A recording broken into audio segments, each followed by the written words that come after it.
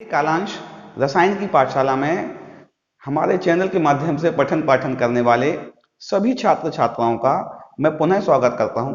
बच्चों, कक्षा 12वीं की केमिस्ट्री का पहला अध्याय चालू है। इसके पहले लेक्चर में हमने सॉलिड स्टेट अर्थात ठोस अवस्था से संबंधित इंट्रोडक्शन जाना था। आइए रसायन विज्ञान के इस खूबसूरत से चैनल में ठोस अवस्था का लेक्चर नंबर 2 लेके आपके समक्ष उपस्थित हुआ हूं। इसके अंतर्गत हम क्रिस्टल लेटिस या क्रिस्टल जालक की जानकारी करेंगे। क्योंकि यहां से आपका अध्याय प्रारंभ होता है, मुख्य बिंदु यहीं से ही चालू होते हैं और आप इसको बच्चों बिल्कुल मिस ना करें। बहुत सरल अध्याय, केवल और केवल आपको लगातार ध्यान से वीडियो को देखकर संबंधित नोट्सों को लिखकर याद करना है। चलिए हम पढ़ते हैं क्रिस्टल लेटिस या क्रिस्टल जालक क्या होता है। तो क्रिस्टलीय ठोसों के बारे में हमने पिछले कालांश में जाना था। क्रिस्टलीय ठोस वह ठोस थे जिसके अवयवी कण एक निश्चित ज्यामितीय व्यवस्था में एक क्रमबद्ध रूप से व्यवस्थित थे। जैसे हमने क्रमशः व्यवस्थित कर दिए हैं, यह एक क्रिस्टलीय ठोस है जिसके अवयवी कण एक क्रम में व्यवस्थित होंगे। तो इन क्रिस्टलीय ठोसों के जो अवयवी कण क्रम में जब व्यवस्थित हो जाते हैं, अगर इस व्यवस्था को त्रिविमीय अंतरिक्ष में कर दिया जाए, क्योंकि यह हमारा बोर्ड बच्चों 2 डायमेंशनल है, हम 3 डायमेंशनल बात की बात कर रहे हैं। यदि हम त्रिविमीय अंतरिक्ष में, त्रिविमीय आकाश में हमारे क्रिस्टल को बनाने वाले अवयवी कणों को व्यवस्थित कर दें, तो हमें एक नई ज्यामिति प्राप्त हो जाएगी, नई संरचना प्राप्त हो जाएगी। वह नई ज्यामिति या नई संरचना क्रिस्टल लेटिस या क्रिस्टल जालक कहलाएगी। जैसे हमारे सिलेबस में जो क्रिस्टल जालक है वह घनीय जालक है। कौन सा जालक है? घनीय जालक। घनीय जालक हमारे क्रिस्टल में, हमारे सिलेबस में है। त्रिविमीय अंतरिक्ष में जब कणों को व्यवस्थित करेंगे तो यह एक संरचना ये भी प्राप्त हो सकती है। इस संरचना को हम घनीय जालक कहते हैं। क्या कहते हैं बच्चों? घनीय जालक। ये घनीय जालक है। जो छोटे छोटे पॉइंट हैं जिनको जोड़ने से यह घनीय जालक बना है, जैसे ये सारे पॉइंट जो दिख रहे हैं, यह सारे पॉइंट जालक बिंदु हैं। क्या है बच्चों? जालक बिंदु। अर्थात किसी जालक को निर्मित करने वाले अवयवी कण, वह छोटे छोटे पार्टिकल्स जिनको मिलाने से जालक बना है, वह छोटे छोटे पार्टिकल्स जालक बिंदु कहलाते हैं। यह जालक बिंदु जो हैं, यह परमाणु हो सकते हैं। क्या हो सकते हैं? परमाणु हो सकते हैं, आयन भी हो सकते हैं। और प्रत्येक जालक बिंदु एक परमाणु और एक आयन को व्यक्त करेगा। सामान्यतः बच्चों एक भी ध्यान रखना है कि जो परमाणु होता है उसमें एक नाभिक होता है और उसके चारों ओर कक्ष होती है। तो अभी हम इसको रिप्रेजेंट कर रहे हैं केवल पूरे परमाणु से, क्योंकि इसकी हमें आवश्यकता नहीं है। हम इस पॉइंट को ही व्यक्त कर रहे हैं। ये परमाणु का सेंटर है, केंद्र है, ठीक है ना। परमाणु या आयन का केंद्र बिंदु को हम प्रदर्शित कर रहे हैं डॉट द्वारा। तो यह बिंदु क्या कहलाते हैं? यह बिंदु जालक बिंदु कहलाते हैं, ठीक है ना। जब भी कोई किसी चीज का कंस्ट्रक्शन होता है, जैसे हमारा घर बनता है, ठीक है ना, उस कंस्ट्रक्शन में छोटी छोटी इकाइयों को ऐड किया जाता है। छोटी छोटी इकाइयों को ऐड किया, जैसे हमने कहा घर बनाना है तो पहले हमें वॉल बनानी पड़ेगी इस तरह से, और वॉल को मिलकर क्या बन जाएगा? सारी वॉल, जब वॉल बनेगी और वॉल 4-5 वॉल मिलकर एक कमरा यानी रूम बना लेगी। तो घर को बनाने में इसका यूज हुआ, किसका? इस ईंट का यूज हुआ। इसको कई बार हमने रिपीट किया। जब कई बार रिपीट किया तो एक वॉल बन गई, 4 वॉलों को मिलाकर हमने एक कमरा बना दिया। तो ये स्मॉलेस्ट पार्टिकल्स जिसको कई बार रिपीट करने पर पूरा घर बन गया, इसका यह स्मॉलेस्ट पार्टिकल्स जिसको कई बार रिपीट करने पर पूरा घर बन गया, ये वाला पार्टिकल यूनिट सेल है। क्या है भाई? यह यूनिट सेल है, या इसको बोलते हैं इकाई कोशिका, एकक कोशिका बोलते हैं, ठीक है ना। तो यूनिट सेल क्या होता है? यूनिट सेल किसी भी क्रिस्टल लेटिस का वह भाग होता है जिसको कई बार मिलाने पर, कई बार रिपीट करने पर पूरा क्रिस्टल जालक बन जाता है, वह उस क्रिस्टल जालक का यूनिट सेल या एकक कोशिका कहलाती है। इस बात को भी आपको ध्यान रखना है। जैसे इस घनीय जालक में आप देखें इस तरह के कई भाग मिलकर बने हुए हैं, या घन मिलकर भी कर सकते हैं। पूरा बड़ा घर बनाना है, जैसे हमने अभी रूबिक क्यूब देखा होगा, रूबिक क्यूब जिससे बच्चे गेम खेलते हैं, कई छोटे छोटे घनों को मिलकर एक बड़ा घन बन जाता है। प्रत्येक छोटा घन उसका एक यूनिट सेल है। ठीक है ना। तो यूनिट सेल क्या होती है? यूनिट सेल किसी भी क्रिस्टल लेटिस, किसी भी क्रिस्टल जालक का वह भाग होता है जिसको कई बार मिलाने पर, जिसको रिपीटेशन करने पर, जिसको बार बार दोहराने पर पूरा क्रिस्टल जालक का निर्माण हो जाता है, वह इसका यूनिट सेल है। चलिए इसमें ये जो जालक बिंदु दिए हैं क्रिस्टलीय ठोस के, इनसे हम एक घनीय जालक का निर्माण करते हैं जिसमें कई घन मिलेंगे, कई घन मिलकर घनीय जालक बनाते हैं। देखिए आपको क्या करना है, पहले ये 4 काले बिंदु मिलाना है, फिर 4 सफेद मिलाना है, फिर 4 काले बिंदु मिलाना है। इस क्रम में बनाएं, आपको आसानी से बनाना आ जाएगा। पहले हमने काले बिंदु मिलाए 4,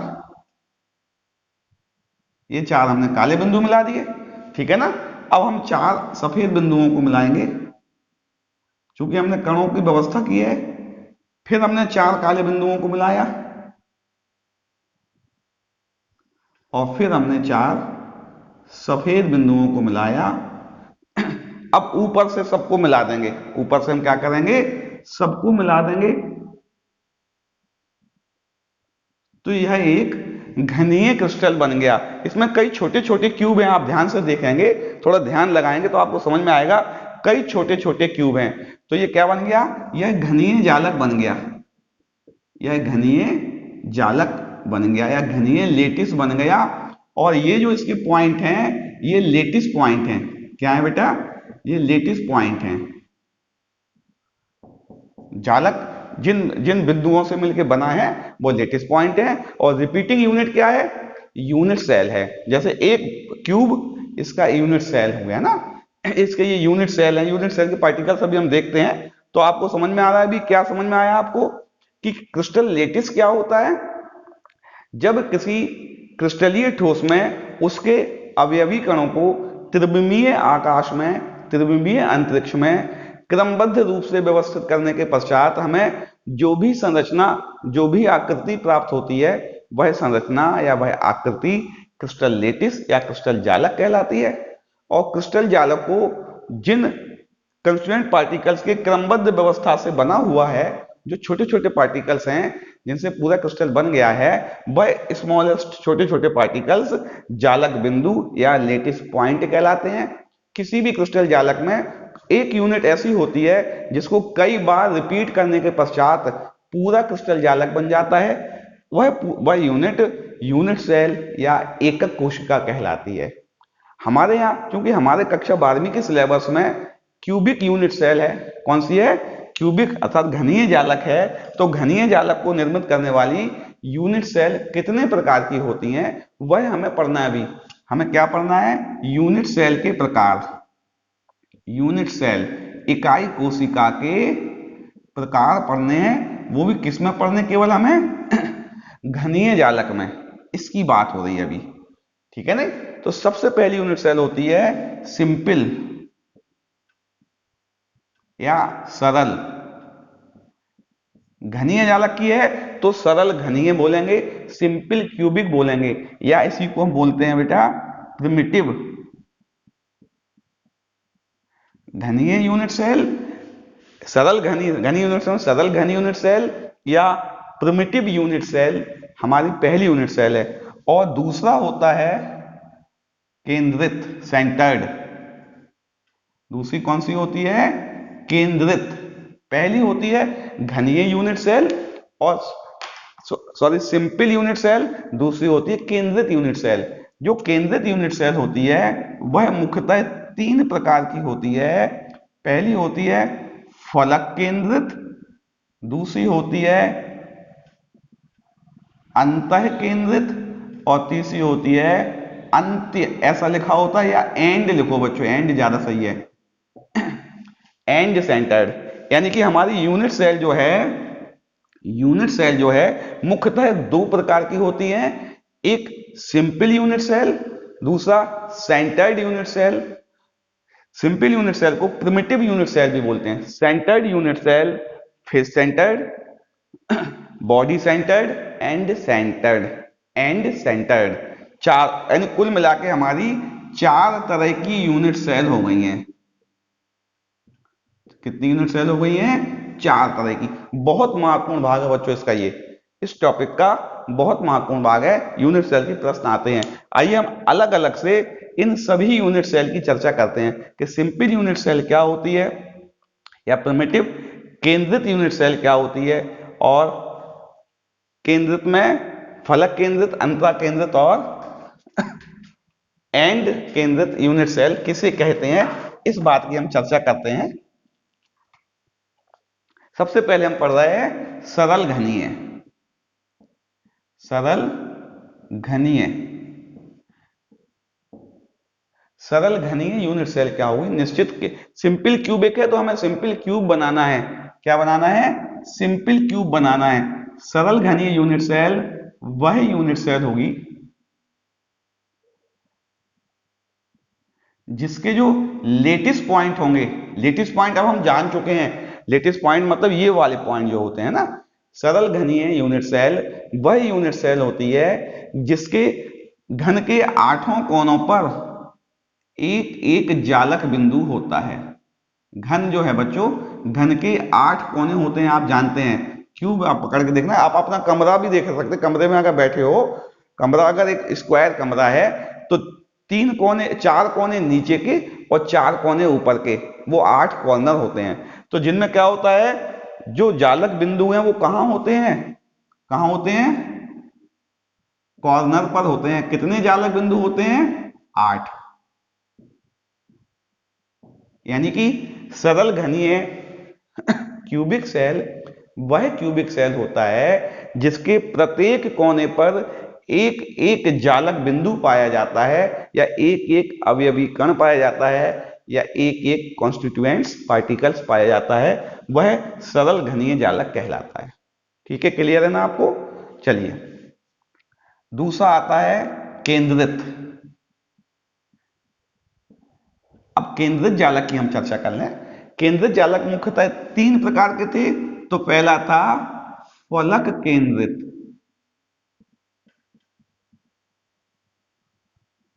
फेस सेंटर्ड क्यूबिक लेटिस। इसकी बात करें, फलक केंद्रित जालक किस प्रकार का जालक होगा बच्चों? जिसमें घन के 8 कोने पर तो घन के कोनों पर तो जालक बिंदु होंगे ही होंगे। घन के कोनों पर जालक बिंदु होंगे ही होंगे, साथ में उनके फलकों के मध्य भी होंगे। अब फलक की बात आप क्या समझें, थोड़ा, चूंकि ये 3 डायमेंशनल बात हो रही है बच्चों, थोड़ा हमें इमेजिन भी करना है। अगर हम अपने कमरे में बैठे हों, उसकी फेस देखें, अगर वॉल देखें या फेस देखें, एक तो फर्श जहां हम बैठते हैं वो फेस हो जाती है, एक ठीक ऊपर वाली फेस जो हमारी छत कहलाती है। 2 फेस हो गई हैं, हमारे दाएं बाएं की फेस और हमारे आगे और पीछे की फेस। अब थोड़ा इमेजिन करिए, कमरे में बैठकर देखेंगे कितनी फेस होती हैं? 6 फेस होती हैं। हम जहां बैठे हैं वो, उसके ऊपर, हमारे दाएं और बाएं, और हमारे आगे और पीछे, यानी कुल मिला के 6 फेस होती हैं। तो 6 फेस होती है तो हम देखें, ये ऊपर वाली फेस है, ये जो दिख रही है ना, ये वाली फेस ऊपर वाली फेस है। इस पर एक हमने पार्टिकल्स लगा दिया। ये वाली फेस जो हमें दिख रही है, ये नीचे वाली फेस है, इस पे लगा दिया हमने। ये जो स्क्वायर दिख रहा है, ये वाला स्क्वायर, ये आगे वाली फेस है, इसके सेंटर में लगा दिया। ये जो स्क्वायर दिख रहा है, ये पीछे वाली फेस है। और ये इस साइड दाएं वाली फेस कौन सी हो गई है? ये हो गई है दाएं वाली, और ये हो गई है बाएं वाली फेस। यानी कि फेस सेंटर्ड क्यूबिक जो क्रिस्टल लेटिस होता है, वह क्या होता है? फेस सेंटर्ड क्यूबिक अर्थात फलक केंद्रित घनीय जालक वह जालक होता है जिसके लेटिस पॉइंट कहां होते हैं? कॉर्नर पर होते हैं 8 और फेस पर होते हैं 6।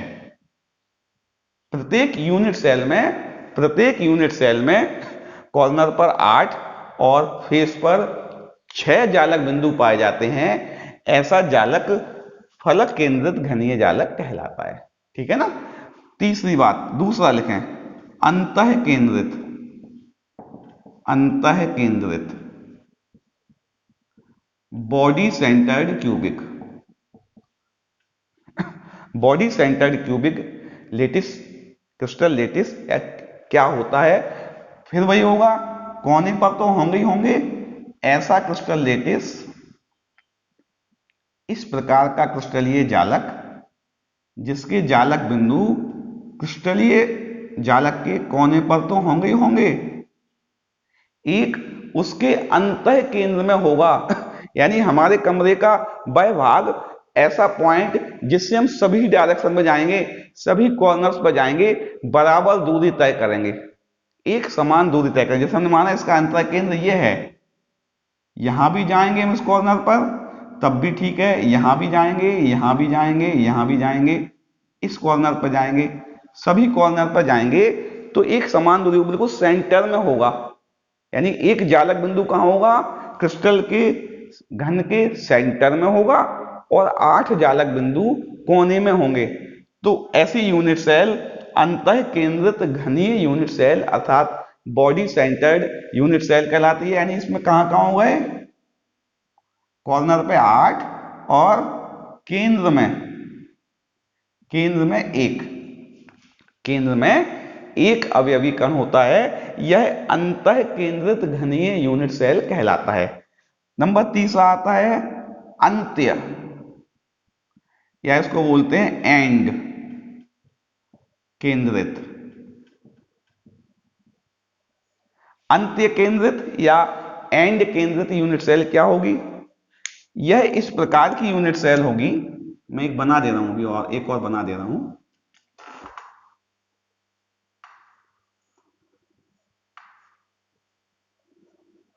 ऐसी घनीय यूनिट सेल जिसके 8 कोनों के अतिरिक्त, 8 कोनों के अतिरिक्त अपोजिट 2 फलकों पर, ऊपर की या नीचे की ले सकते हैं, आगे की या पीछे की ले सकते हैं, दाएं की या बाएं की ले सकते हैं। जैसे हमने कहा अभी हमने लिया है ऊपर की और नीचे की, ऊपर और नीचे। तो अंत केंद्रित घनीय यूनिट सेल वह यूनिट सेल होता है जिसकी यूनिट सेल में घन के 8 कोनों पर एक जालक बिंदु पाया जाता है। इसके अलावा 2 जालक बिंदु 2 विपरीत रूप से व्यवस्थित फलकों पर भी पाए जाते हैं। यानी कॉर्नर पर कितने हो गए? कॉर्नर पे 8 और विपरीत फलकों पर, विपरीत फलकों पर 2, विपरीत फलकों पर कितने हो गए हैं? 2 हो गए हैं। तो वह जालक कौन सा कहलाता है? एंड सेंटर्ड क्यूबिक लेटिस कहलाता है। आपको समझ में आ रहा है ना? चलिए मैं दोबारा देखूं। क्रिस्टल लेटिस जो थे, जिसमें हमने घनीय जालक पढ़ना था, घनीय जालक की मुख्यतः 4 प्रकार की यूनिट सेल होती है। नंबर पहला सिंपल क्यूबिक या प्रिमिटिव क्यूबिक यूनिट सेल। इस यूनिट सेल में जालक बिंदु कहां पाए जाते हैं? केवल क्रिस्टल जालक के घन के 8 कोनों पर एक एक जालक बिंदु पाया जाता है, वह सरल घनीय जालक कहलाता है। दूसरा केंद्रित में पहला कौन सा है? फलक केंद्रित घनीय जालक। फलक केंद्रित घनीय जालक वह जालक होता है जिसकी यूनिट सेल में, यूनिट सेल आप जान चुके हैं, मैं बार बार नहीं बताऊंगा। यूनिट सेल मतलब सबसे छोटा पार्टिकल्स, सबसे छोटा पार्टिकल्स, सबसे छोटी इकाई जिसको रिपीटेशन करने पर क्रिस्टल बन गया था। तो फलक केंद्रित घनीय जालक वह जालक होता है जिसके यूनिट सेल में 8 कोनों पर एक एक जालक बिंदु पाया जाता है और सभी 6 फलकों के सेंटर में, सभी 6 फलकों के मध्य में भी एक एक जालक बिंदु पाया जाता है। अर्थात 8 जालक बिंदु कोने पर और 6 जालक बिंदु फलकों के मध्य में। तो वह यूनिट सेल फलक केंद्रित कहलाती है। अंतः केंद्रित घनीय क्या होती है? कोने के अलावा एक लेटिस पॉइंट सेंटर में भी होगा घन के। अगला था अंत्य केंद्रित या एंड सेंटर्ड यूनिट सेल क्या होती है? एंड सेंटर्ड यूनिट सेल वही यूनिट सेल होगी जिसमें जो लेटिस पॉइंट है वो जिसकी यूनिट सेल में घन के 8 कोनों पर एक एक लेटिस पॉइंट होगा, साथ में 2 अपोजिट फलकों पर भी एक एक लेटिस पॉइंट पाया जाएगा, वह अंत केंद्रित घनीय जालक कहलाएगा। तो मैं आशा कर रहा हूं ये 4 प्रकार के जो जालक थे, ये चारों जालक आपको समझ में आ रहे हैं। आज के पॉइंट में हमने क्रिस्टलीय जालक क्या होता है इसको जाना, उस जालक जिन जालक बिंदुओं से मिलकर बनता है उसके छोटे छोटे आयंस उनको जाना। जब जालक बिंदुओं को एक सीधी लाइन में मिलाते हैं तो यूनिट सेल्स बन जाती हैं। क्या बन जाती हैं? यूनिट सेल्स बन जाती हैं, और यूनिट सेल के रिपीटेशन से पूरा क्रिस्टल जालक बन जाता है। हमें हमारी unit cell cubic unit cell पढ़ना है हमारे सिलेबस में। तो क्यूबिक यूनिट सेल मुख्यतः 2 प्रकार की थी, सिंपल सेंटर्ड। सिंपल जिसको प्रिमिटिव क्यूबिक यूनिट सेल बोलते हैं, इसमें पार्टिकल्स कॉर्नर्स पर होते हैं, सभी कण कहां होते हैं? कोनों पर पाए जाते हैं। सेंटर्ड में, फेस सेंटर्ड में कोनों के अलावा 6 फलकों पर भी जालक बिंदु होते हैं। बॉडी सेंटर्ड में 8 कोनों के अलावा एक अंतः केंद्र में कण पाया जाता है, और एंड सेंटर्ड में 8 कोनों के अलावा 2 विपरीत फलकों पर एक एक कण पाया जाता है, एक एक जालक बिंदु पाया जाता है। मैं आशा कर रहा हूं बच्चों ये जो छोटा सा टॉपिक था आपको समझ में आ रहा होगा। अब हम सॉलिड स्टेट के मुख्य भाग में प्रवेश कर चुके हैं। अगले कालांश में हम जानेंगे बच्चों, बहुत महत्वपूर्ण कालांश है, कि उपरोक्त जो यूनिट सेल्स हैं, इन यूनिट सेल में कितने अवयवी कण होते हैं, कितने कणों से, कितने पार्टिकल से मिलकर यह यूनिट सेल बना है। रिपीट, क्योंकि कुछ पार्टिकल्स कॉमन हो जाए, जैसे हमने कहा ये जो 4 पार्टिकल्स दिख रहे हैं ना, ये पार्टिकल्स कॉमन हो गए, इस यूनिट सेल का भी हिस्सा है, इसका भी है। ये जो 4 बिंदु दिख रहे हैं जालक बिंदु, ये दोनों यूनिट सेल का हिस्सा है। इसी प्रकार यहाँ के जो 4 बिंदु होंगे वही भी इस साइड की यूनिट सेल का हिस्सा होगा। ये वाले 4 बिंदु नीचे की यूनिट सेल के भी हिस्से में होंगे। इस तरह से बनेगा ना बेटा, देखो जैसे ये हम बनाएंगे तो ऐसा बनेगा, यानी जब यूनिट सेल, जब हम एटम बनाएंगे ना, वो ऊपर भी होगा और नीचे भी होगा, तो इसका हिस्सा कितना है, यानी किसी भी घनीय जालक के यूनिट सेल में, प्रत्येक यूनिट सेल में कितने कण होते हैं, कितने कणों के रिपीटेशन से वो यूनिट सेल बनी है, इस बात को जानेंगे। बहुत महत्वपूर्ण कालांश है बच्चों, बिल्कुल मिस नहीं करना है। लगातार बने रहिए, नए नए कॉन्सेप्ट, नवीन अवधारणाओं के साथ आपके समक्ष लगातार प्रदर्शित होते रहेंगे।